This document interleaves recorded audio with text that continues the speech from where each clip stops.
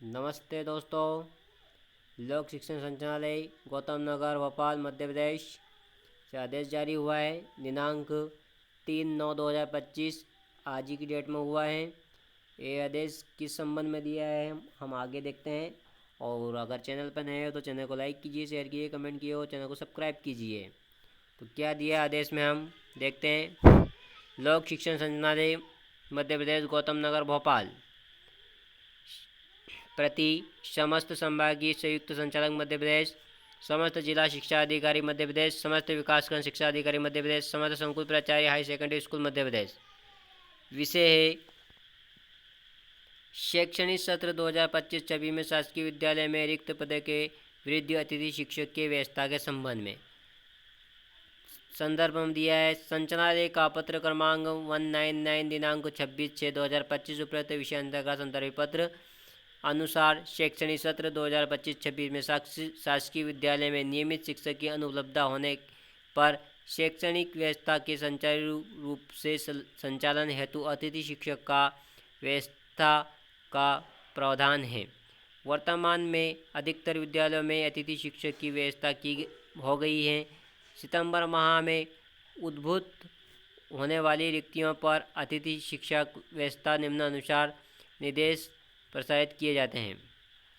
अतिथि शिक्षक के संबंध में जो निर्देश नंबर 1 दिया है, अतिथि शिक्षक आमंत्रण हेतु एजुकेशन पोर्टल 3.0 अंतर्गत guest faculty management system module पर शाला प्रभारी के लॉगिन पर विकास खंड पैनल मेरिट सूची उपलब्ध है।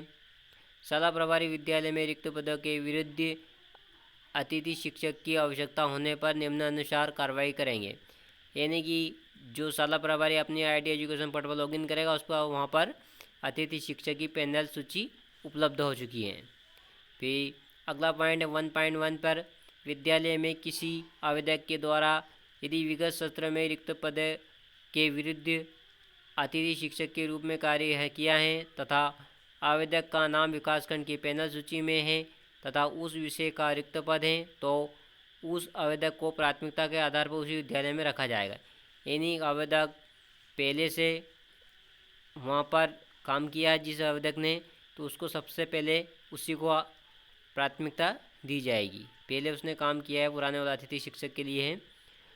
अगला पॉइंट है 1.2 अतिथि शिक्षक आमंत्रण नवीन GFMS पोर्टल 3.0 पर प्रदर्शित रिक्तियों के विरुद्ध ही शाला प्रभारी कर सकेंगे। यानी कि आप जहाँ पर रिक्ति है वहाँ पर ही शाला प्रभारी आपके शाला में आमंत्रित कर सकेंगे। 1.3 पद का शाला प्रभारी द्वारा इसके विकासखंड के पैनल की मेरिट सूची में उपलब्ध आवेदक से सूची में दिए गए दूरभाष नंबर पर संपर्क कर आवेदक को मेरिट क्रम में आमंत्रित किया जाएगा। मेरिट क्रम में आवेदक द्वारा दी गई सहमति असहमति को प्रविष्ट GFMS पोर्टल पर शाला प्रभारी संलग्न परिशिष्ट 1 पर प्रमाणित कर कारण सहित अपलोड करें। यानी कि जो आवेदक संपर्क दूरभाष नंबर मेरिट क्रम में जो अतिथि शिक्षक आता है उसका सहमति असहमति आपको GFMS पोर्टल पर प्रमाणित कर सहित अपलोड करनी है शाला प्रभारी को। 1.4 पॉइंट जिस आवेदक के विद्यालय में अतिथि शिक्षक के रूप में शैक्षणिक कार्य हेतु आमंत्रित किया गया है संबंधित को जिस दिनांक को विद्यालय में उपस्थित कराया गया उसकी एजुकेशन पोर्टल 3.0 के अंतर्गत guest faculty management system module में ज्वाइनिंग की प्रविष्टि उसी दिवस की जाएगी। यानी कि आप जिस दिन ज्वाइनिंग लेंगे उसी दिन आपकी ज्वाइनिंग की प्रविष्टि एजुकेशन पोर्टल पर की जाएगी।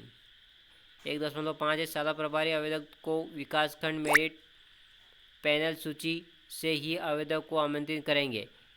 अतिथि शिक्षक आमंत्रण में किसी प्रकार के अनियमितता की शिकायत पाया जाने पर संबंधित शाला प्रभारी के विरुद्ध कड़ी कार्रवाई की जाएगी। यानी कि जो आवेदक अतिथि शिक्षक यानी कि जो मेरिट सूची में आएगा फर्स्ट नंबर पर उसको ही आपको शाला में ज्वाइनिंग देनी है। 1.6 में देखेंगे शाला प्रभारी मेरिट क्रम में आमंत्रित किए गए आवेदक को स्कोर कार्ड में दर्ज दस्तावेजों का परीक्षण कर दस्तावेजों एवं स्कोर कार्ड में दर्ज जानकारी में भिन्नता पाए जाने पर आवेदक की अतिथि शिक्षक हेतु पात्रता निरस्त की जाएगी। यानी कि आपका स्कोर कार्ड में अगर कुछ भी डॉक्यूमेंट्स का वेरिफिकेशन करेंगे शाला प्रभारी, और कुछ भी गड़बड़ी पाई जाएगी इस स्थिति में आपको पात्रता निरस्त की जाएगी। 1.7 में अतिथि शिक्षक की प्रक्रिया पूर्णतः ऑनलाइन है। ऑफलाइन आमंत्रण किसी भी स्थिति में नहीं किया जाएगा, यानी कि आपकी जो भर्ती होगी ऑनलाइन भर्ती होगी। 1.8 समस्त अतिथि शिक्षक को ऑनलाइन अटेंडेंस हमारे शिक्षक प्लेटफॉर्म के माध्यम से प्रतिदिन दर्ज करनी होगी। संबंधित की उपस्थिति ई अटेंडेंस के आधार पर ही मान्य कर मानदेय भुगतान किया जाएगा। यानी कि आप जो अतिथि शिक्षक आप ज्वाइनिंग लेंगे उसके बाद आपको ई अटेंडेंस ऐप है उसको डाउनलोड करके आप ई अटेंडेंस रोजी भरनी है।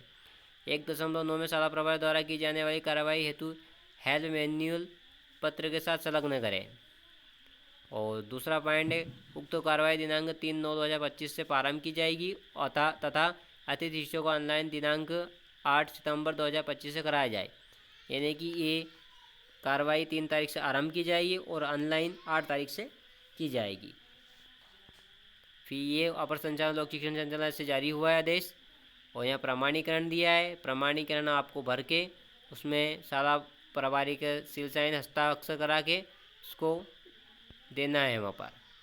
फिर आगे देख लीजिए आगे क्या दिया है आपको ऑनलाइन काम करने के लिए। यहाँ पर इसमें बताया गया है कैसे करना है, ये देख लीजिए।